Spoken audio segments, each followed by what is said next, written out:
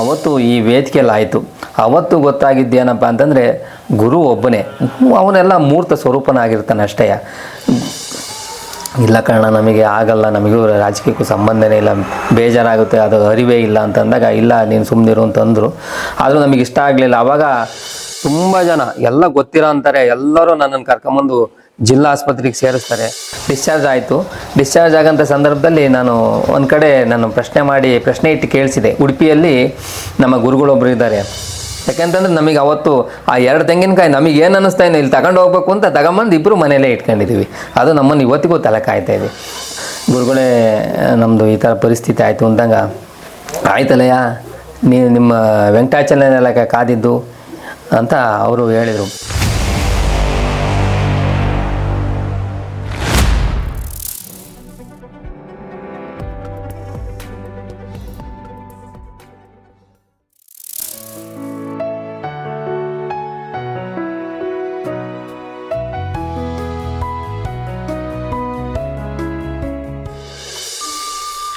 ಮನೆ ಮನಗಳಲ್ಲಿ ಬಾಳಿನ ಬೆಳಕಿನ ದೀಪ ಹಚ್ಚುತ್ತಿರುವ ಕಾಮಧೇನು ಕಲ್ಪವೃಕ್ಷವಾಗಿ ಸದಾ ಸರ್ವಜನರನ್ನು ಕಾಯುತ್ತಿರುವ ಸದ್ಗುರುಗಳೇ ನಮ್ಮ ಗುರುನಾಥರು. ಇಂಥ ಸರ್ವಶ್ರೇಷ್ಠವಾದ ಸ್ಥಳವನ್ನು ಸ್ವಚ್ಛವಾಗಿ ಶುಭ್ರವಾಗಿಟ್ಟುಕೊಳ್ಳುವುದು ನಮ್ಮೆಲ್ಲರ ಅತ್ಯಂತ ಆದ್ಯ ಕರ್ತವ್ಯವಾಗಿದೆ.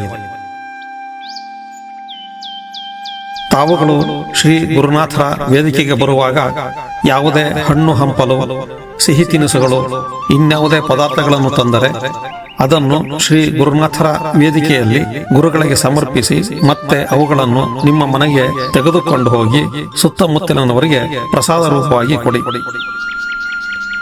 ಇದರಿಂದ ಎಲ್ಲರಿಗೂ ಶ್ರೀ ಗುರುವಿನ ಪ್ರಸಾದ ಲಭ್ಯವಾಗುತ್ತದೆ. ಅಲ್ಲದೆ ವೇದಿಕೆಯಲ್ಲಿ ಸ್ವಚ್ಛತೆಯನ್ನು ಕಾಯ್ದುಕೊಂಡಂತಾಗುತ್ತದೆ. ನಿಮ್ಮಿಂದಾಗಿ ನಿಮ್ಮ ಪರಿಸರದ ಅಕ್ಕಪಕ್ಕದ ಮನೆಯವರಿಗೆ ಗುರುಪ್ರಸಾದ ತಲುಪಿಸಿದ ಪುಣ್ಯವು ದೊರಕುತ್ತದೆ. ಇದು ಕೂಡ ನಾವು ಗುರುಗಳಿಗೆ ಕೊಡುವ ಅತ್ಯಂತ ಕಾಯಕಪೂರ್ಣ ಸೇವೆಯಾಗಿದೆ. ವೇದಿಕೆಯಲ್ಲಿ ಗುರುನಾಥರಿದ್ದಾರೆ. ತಾವು ಈ ಕ್ಷೇತ್ರವನ್ನು ನಿರ್ಮಲವಾಗಿಟ್ಟುಕೊಳ್ಳಬೇಕು. ಈ ಸ್ಥಳ ಎಷ್ಟು ಸ್ವಚ್ಛವಾಗಿರುತ್ತದೋ ಹಾಗೆ ನಮ್ಮ ಮನಸ್ಸು ಕೂಡ ಗುರುನಾಥರೆಡೆಗೆ ಸಾಗುತ್ತದೆ. ಹಾಗಾಗಿ ಸರ್ವರು ಸ್ವಚ್ಛತೆ ಕಡೆಗೆ ಆದ್ಯತೆ ನೀಡಬೇಕೆಂದು ಕೇಳಿಕೊಳ್ಳುವ ನಿಮ್ಮ ಗುರು ಸೇವಕ.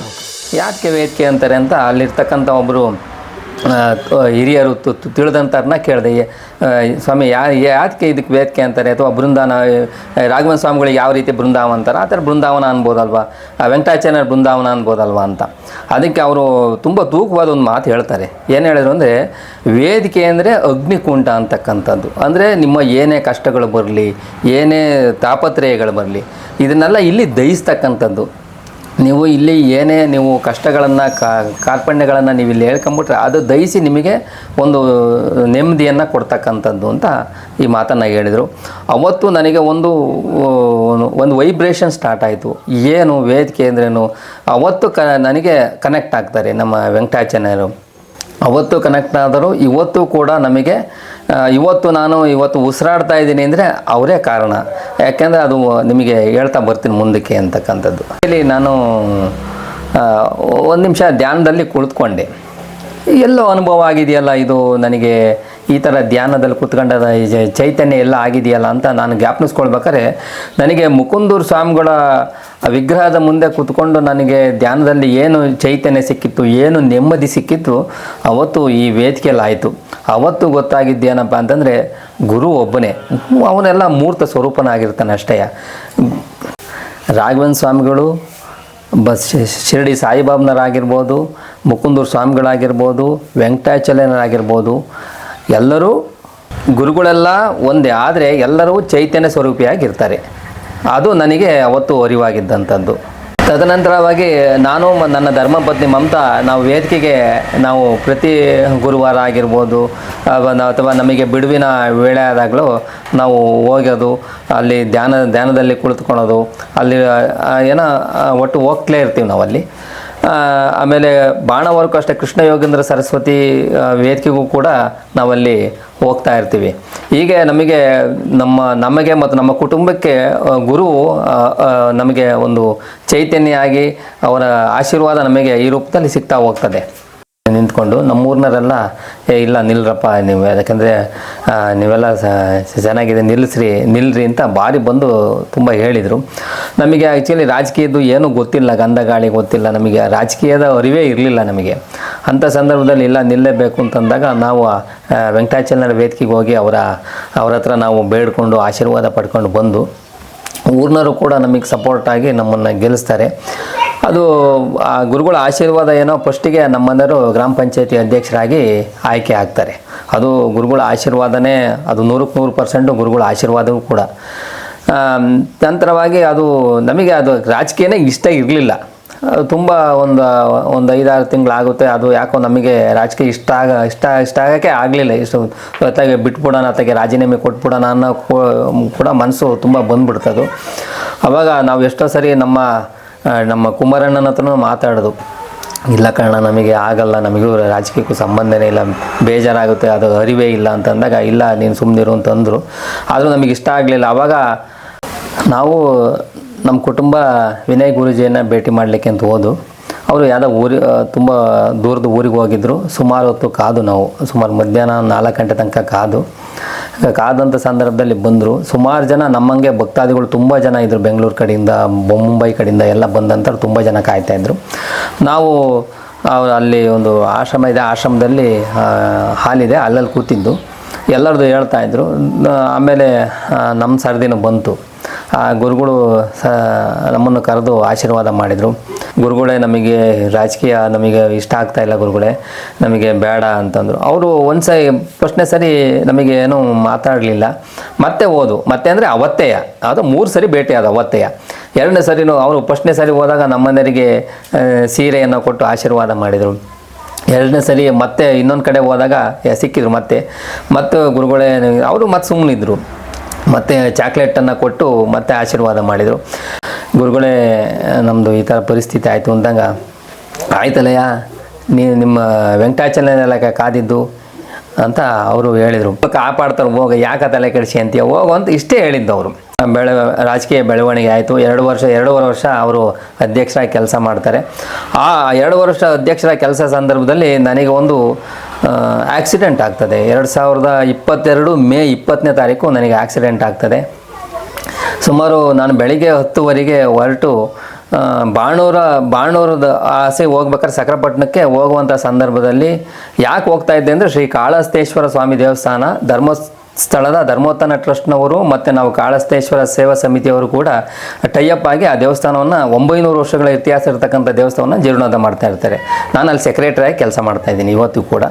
ಅಲ್ಲಿ ದೇವಸ್ಥಾನದ ಕೆಲಸ ಹೋಗುವಂಥ ಸಂದರ್ಭದಲ್ಲಿ ಅವತ್ತು ನಾನು ಕ್ಯಾಶುವಲಾಗಿ ಬೈಕಲ್ಲಿ ನಾನು ಮಾಮೂಲಿ ಹೊರಟೆ. ನಾನು ಹೋಗಿ ನಮ್ಮ ಬಾಣೂರು ದಾಟಬೇಕು, ಬೈಕಲ್ಲಿ ಮಾಮೂಲಿ ಯಾವಾಗ ಹೋಗ್ತೀವೋ ಅದೇ ರೀತಿ ಹೋಗ್ತಾಯಿದ್ದೆ.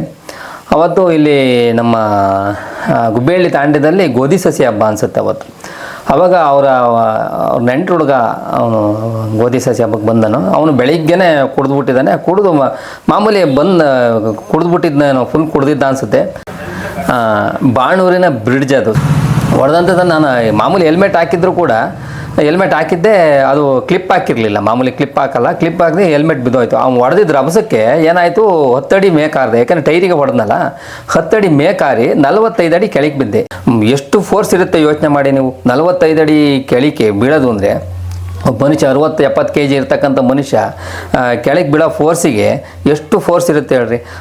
ಆ 45 ಅಡಿ ಕೆಳಗೆ ಬೀಳೋಂಥ ಸಂದರ್ಭದಲ್ಲಿ ಗುರುನಾಥ ಗುರುವೇ ಅಂತ ಕೂಗ್ಬಿಟ್ಟೆ. ಆ ಕೂಗಿದ್ದಷ್ಟೇ ಗೊತ್ತು ನನಗೆ, ಗುರುವೇ ಅಂತ ಕೂಗಿದ್ದಷ್ಟೇ ಗೊತ್ತು. ಆವಾಗ ಎಚ್ಚರಿಕೆಯಾಗಿ ನೋಡ್ತೀನಿ, ಗುರುನಾಥ ಅಂತ ಕೂಗಿದ್ದಷ್ಟೇ ಗೊತ್ತು.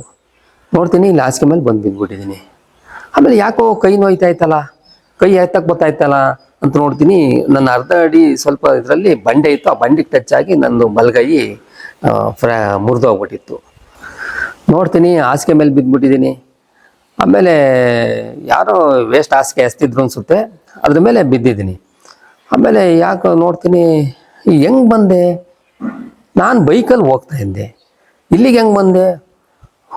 ಅವಾಗ ಸ್ವಲ್ಪ ಜ್ಞಾಪನ ಆಯ್ತು.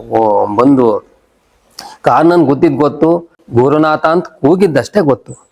ನೋಡ್ತೀನಿ ಇಲ್ಲಿ ಹಾಸಿಗೆ ಮೇಲೆ ಬಂದು ಬಿದ್ದುಬಿಟ್ಟಿದ್ದೀನಿ. ಆಮೇಲೆ ಯಾಕೋ ಕೈ ನೋಯ್ತಾಯ್ತಲ್ಲ, ಕೈ ಎತ್ತಕ್ಕೆ ಗೊತ್ತಾಯ್ತಲ್ಲ ಅಂತ ನೋಡ್ತೀನಿ, ನನ್ನ ಅರ್ಧ ಅಡಿ ಸ್ವಲ್ಪ ಇದರಲ್ಲಿ ಬಂಡೆ ಇತ್ತು, ಆ ಬಂಡೆಗೆ ಟಚ್ ಆಗಿ ನಂದು ಬಲಗೈ ಮುರಿದೋಗ್ಬಿಟ್ಟಿತ್ತು. ಆಮೇಲೆ ಅಷ್ಟೊತ್ತಿಗೆ ಜ್ಞಾನ ಯಾರೋ ಬಿದ್ದಿದ್ದಾರೆ ಅಂತ ಅಲ್ಲೇ ಅಲ್ಲೊಂದು ಹಾಸ್ಟ್ಲ್ ಇದೆ, ಬಾಣೂರು ಹಾಸ್ಟ್ಲಲ್ಲಿ ಕೂತಿದ್ದಾರೆಲ್ಲ ಓಡ್ ಬಂದರು, ಯಾರು ಬಿದ್ದಿದ್ದಾರೆ ಅಂತ.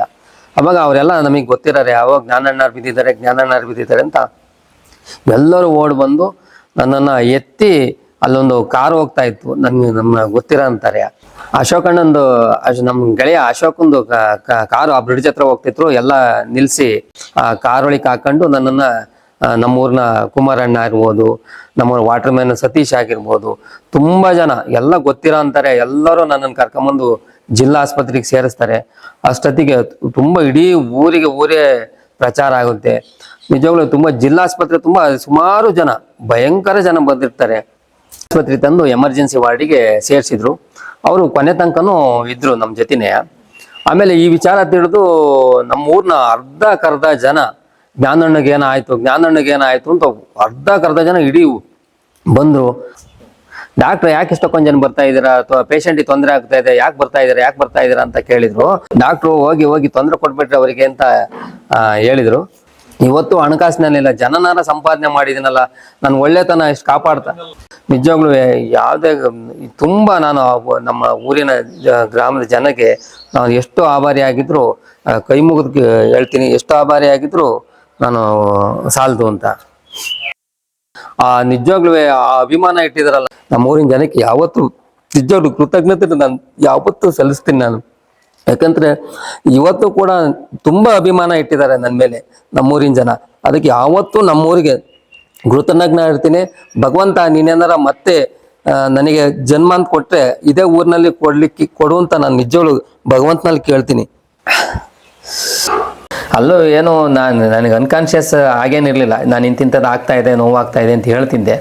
ತಕ್ಷಣ ನನಗೆ ಇಲ್ಲ ಆಗಲ್ಲ ಅಂತೇಳಿ ಸೀದಾ ಬೆಂಗಳೂರು ಜಯದೇವ ಆಸ್ಪತ್ರೆ, ವಿಕ್ಟೋರಿಯಾ ಆಸ್ಪತ್ರೆ, ಸಂಜಯ್ ಗಾಂಧಿ ಆಸ್ಪತ್ರೆಗಳು, ಸುಮಾರು ಎಲ್ಲ ಆಸ್ಪತ್ರೆಗಳನ್ನು ತಿರುಗಿ ಸುಮಾರು ಒಂದು 3 ತಿಂಗಳು ನಾನು ಆಸ್ಪತ್ರೆಯಲ್ಲೇ ಅಲ್ಲೇ ಇದ್ದೆ. ಡಿಸ್ಚಾರ್ಜ್ ಆಯಿತು. ಡಿಸ್ಚಾರ್ಜ್ ಆಗೋಂಥ ಸಂದರ್ಭದಲ್ಲಿ ನಾನು ಒಂದು ಕಡೆ ನಾನು ಪ್ರಶ್ನೆ ಇಟ್ಟು ಕೇಳಿಸಿದೆ. ಉಡುಪಿಯಲ್ಲಿ ನಮ್ಮ ಗುರುಗಳೊಬ್ಬರು ಇದ್ದಾರೆ, ದಿವಾಕರ್ ಪುರೋಹಿತರು ಅಂತ, ಅಗ್ನಿಹೋತ್ರಿಗಳು.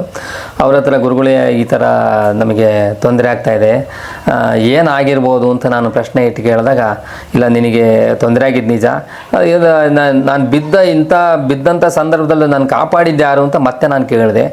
ನೀನು ನಂಬಿದೆಯಲ್ಲಪ್ಪ ಗುರುಗಳು, ಅವ್ರು ನಿನ್ನನ್ನು ಕಾಪಾಡಿದ್ದಾರೆ ಅಂತ ಆ ಪ್ರಶ್ನೆಯಲ್ಲಿ ಹೇಳಿದರು. ಅವತ್ತು ನಾನು ಗುರುಗಳು ನೀನು ನಂಬಿದೆಯಲ್ಲ, ಯಾರು ಆ ಗುರುಗಳು ನಂಬಿದೆಯಲ್ಲ ಅವರೇ ನೀನು ಕಾಪಾಡಿದ್ದು ಅಂತ ಅವ್ರು ಹೇಳಿದರು. ಅದಕ್ಕಿಂತ ಮುಂಚೆ ಇನ್ನೊಂದು ಸಂದರ್ಭ ಹೇಳಿ, ಅದು ಹೆಂಗೆ ನಾನು ಸೇಫ್ ಆದೆ ಅಂತ ನನಗೂ ಗೊತ್ತಿಲ್ಲ. ಒಂದ್ಸರಿ ನಾನು ವೇದಿಕೆಗೆ ಹೋದಾಗ ನಾನು ಮತ್ತು ನಮ್ಮ ಆತ್ಮೀಯರೊಬ್ಬರು ಬಸವರಾಜ್ ಅಂತ ಮಾಸ್ಟ್ರು ಚಿಕ್ಕಮಗಳೂರಿನಲ್ಲಿದ್ದಾರೆ ಈಗ. ಅವತ್ತು ನಾನು ಮತ್ತು ನಮ್ಮ ಕುಟುಂಬ ಮತ್ತು ಅವ್ರ ಕುಟುಂಬನೂ ಕೂಡ ನಾವು ವೇದಿಕೆಗೆ ಹೋಗಿರ್ತೀವಿ. ಆವಾಗ ಯಾರೋ 2 ಇಡೀ ತೆಂಗಿನಕಾಯಿಗಳನ್ನ ಇಟ್ಟಿರ್ತಾರೆ. ಅದು ಯಾಕೆ ಅನ್ನಿಸ್ತಪ್ಪ ಏನೋ ಗೊತ್ತಿಲ್ಲ ನಮಗೆ.